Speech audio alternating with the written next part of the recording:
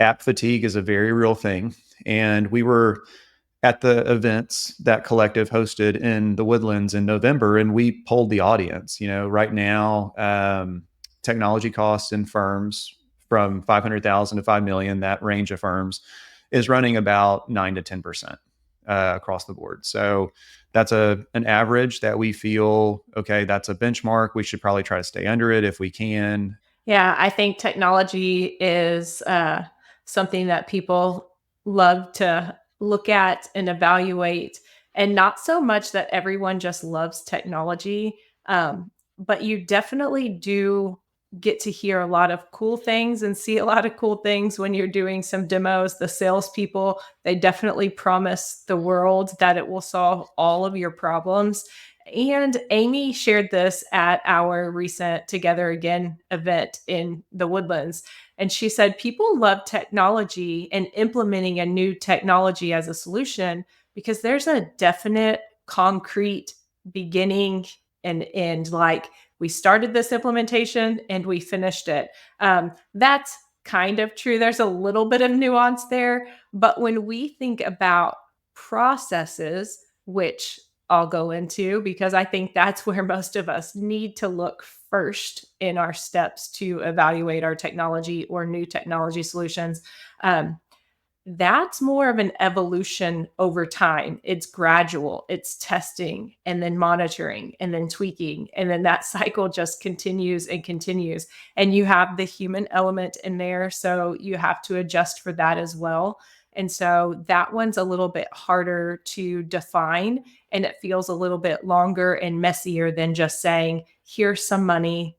They said it's going to solve all my problems. I don't want to look at the process. They said this will fix it. I just want this. And so, but along those lines of processes, that's really where we had to start on evaluating if the softwares, if the apps that we were using are actually doing what we need them to do, and then figuring out which ones are best so that we don't have so many softwares and apps that we use for one special feature. We really had to look at the process and figure out exactly what we needed to solve for. And then we could choose the software, the app, the technology, whatever Yeah. it might be to put in that place. Yeah. And I think we asked the audience at the Collective event, about the number of apps they use. And I think the average was 30 different apps. So 30 different logins to really serve clients, throughout, whether it's the month, the quarter, the year. Um, Part of that just comes back to your client base and where you're at revenue wise should really drive the processes and the technology you use, not the opposite way around. So, you shouldn't be buying let's say, Giraffe in hopes that then you will get CFO clients. Like, that's just not the way that this should usually work. You should have the client first and then go out and solve for the pain point and the need, and that's given software or process. So I think a lot of people do the opposite whenever you hang out with technology salespeople. You buy technology, and so we've been guilty of it in the past.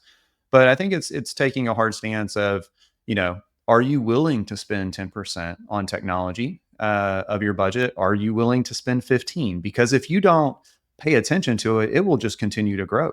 Kind of like the Netflix subscription, the Hulu subscription, everything that we have turned on personally. The business subscriptions are no different. And so the other piece of technology that we'll continue to embrace are the Microsoft products. So anytime we can stay within the Microsoft stack, we will. That's where we've made decisions on where things are stored using SharePoint OneDrive versus housing things in a practice management software. We have been burned by practice management softwares in the past, as far as like they're just not great places to store things long term, and it makes it harder to move practice management softwares if you want to move practice management softwares.